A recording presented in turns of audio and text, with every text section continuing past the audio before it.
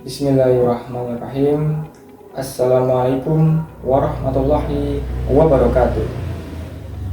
Bismillahirrahmanirrahim. La yashukul khairu ilallah. Bismillahirrahmanirrahim. La yasrifu su'a ilallah. Bismillahirrahmanirrahim. Makana minallah. Bismillahirrahmanirrahim.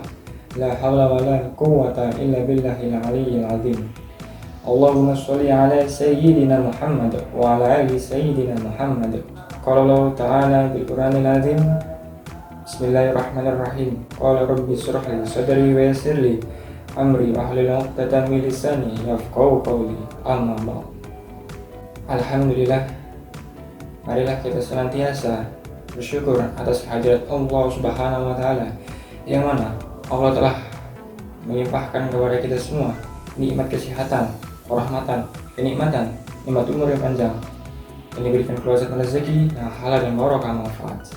Salawat beriringan salam marilah kita sanjungkan kepada Nabi kita, Nabi Agung, Nabi Muhammad Sallallahu Alaihi Wasallam, yang kita menantikan syafaatnya besok di yaumil qiyamah. Amin amin rabbal alamin. Baiklah, tanpa memperpanjang kata-kata mukadimah, izinkan saya untuk mempresentasikan laporan proposal saya yang berjudul Indikator Kualitas Stabilnya Atmosfer di Ibu Kota Jakarta dan Wilayah Sekitarnya. Sebelum saya melanjutkan presentasi saya, izinkan saya memperkenalkan diri. Nama saya Dandi Maulana Al-Ghifari, NIM terakhir saya 037, jurusan Pendidikan Geografi, Fakultas Ilmu Sosial dan Hukum, Universitas Negeri Surabaya, tahun ajaran 2023. Pertama, pendahuluan. Latar belakang. Letak geografis, astronomis, maupun geomorfologis merupakan salah satu alasan berdirinya penelitian ini. Selain aspek-aspek tersebut, aspek padatnya demografi serta segala aktivitasnya yang menjadikan daerah Ibu Kota Jakarta dan wilayah sekitarnya ini unik, karena di lahan yang secara administratif bisa dibilang sangat kecil, akan tetapi bisa digunakan dan dialihfungsikan sebagai tempat ibu kota, terkhusus ibu kota Jakarta sebagai ibu kotanya negara Indonesia.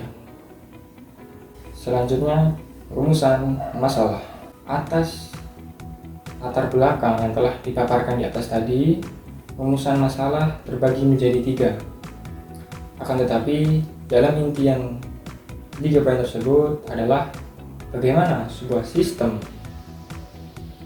dapat berjalan dengan baik demi mengatasi kualitas atmosfer di ibu kota Jakarta dan wilayah sekitarnya, serta bagaimanakah cara pemerintah dalam menangani hal tersebut, serta apakah dampak yang ditimbulkan dari tingkat kualitas atmosfer di ibu kota Jakarta dan wilayah sekitarnya, serta faktor apakah yang akan mempengaruhi.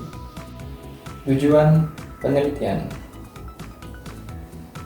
Tujuan penelitian ini adalah peneliti ingin membangun sebuah model yang bisa dan dapat mengatasi tingkat kualitas atmosfer di ibu kota Jakarta dan wilayah sekitarnya, yang mana model tersebut bisa menjadikan solusi yang efektif serta efisien secara langsung maupun tidak langsung, serta mengetahui persebaran dari tingkat kualitas atmosfer di ibu kota Jakarta dan wilayah sekitarnya. Manfaat penelitian.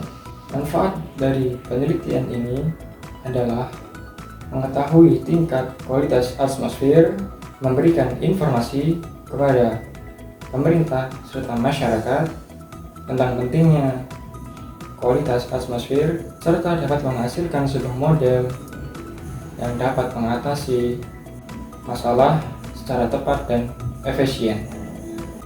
Batasan istilah. Mengingat batasan istilah pada penelitian kali ini sangatlah luas dan mencakup berbagai hal, maka peneliti membatasi yang pertama indikator, yang kedua kualitas, yang ketiga kestabilan, dan yang keempat atmosfer. Akan tetapi atmosfer dalam artian kata ialah lapisan udara yang bergerak yang dihirup sehari-hari. 2. Kajian pustaka. Penelitian yang terdahulu relevan. Pada penelitian ini, peneliti mengambil 2 penelitian yang relevan sebagai berikut. Yang pertama dikutip dari Inaku tahun 2020, dan yang kedua dikutip dari Arit Novi Wibawa tahun 2013. Landasan teori. Pada penelitian ini, peneliti mengambil 3 landasan teori. Yang pertama, Mulyono dan Syuhandini tahun 2007 dalam bukunya Kompetensi Dasar Geografi bagian 1 tentang atmosfer. Yang kedua, Arit Novi Wibawa pada Rabu 25 Desember 2013 tentang proposal pencemaran udara. Dan terakhir, Nova Anggraini pada 12 Januari 2021 tentang artikel atmosfer dari sumber Al-Quran. Ketiga, metode penelitian. Jenis penelitian. Pada penelitian kali ini, jenis penelitian yang digunakan adalah jenis penelitian kualitatif secara retorika. Menurut Rusli Nandu tahun 2012 halaman 40 dalam bukunya, retorika adalah penulisan menggunakan gaya secara naratif. Istilah-istilah yang digunakan adalah secara kualitatif, dan batasan yang digunakan adalah kualitatif juga. Pendekatan penelitian. Pendekatan penelitian ini menggunakan pendekatan formal yang menganalisis melalui kelingkungan. Menurut Mulyono dan Syuhandini tahun 2007 halaman 11-12, pendekatan formal adalah suatu pendekatan yang mana pendekatan ini untuk memecahkan suatu masalah. Sedangkan analisis kelingkungan adalah kajian antara variabel manusia dengan lingkungannya itu sendiri. Sumber data dan data penelitian. Sumber data dan data penelitian pada penelitian ini dibagi menjadi 2. Yang pertama, sumber sekunder atau sumber hukum, yang mana pada sumber hukum ini terbagi menjadi 3, yaitu primer, sekunder, dan tersier. Dan terakhir, sumber data dan data penelitian melalui analisis data tersier. Teknik pengumpulan data. Teknik pengumpulan data pada penelitian ini terbagi menjadi 2, yaitu observasi melalui media online dan studi pustaka. Teknik analisis data.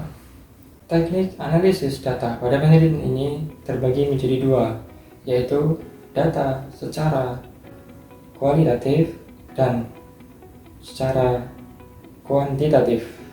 Akan tetapi, pada penelitian ini menitik beratkan kepada data kualitatif secara deskriptif.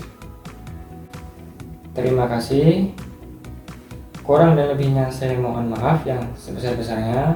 Mudah-mudahan apa yang dapat saya sampaikan pada kesempatan kali ini bisa bermanfaat bagi kita semua, khususnya saya sendiri.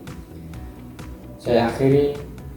Wassalamualaikum warahmatullahi wabarakatuh.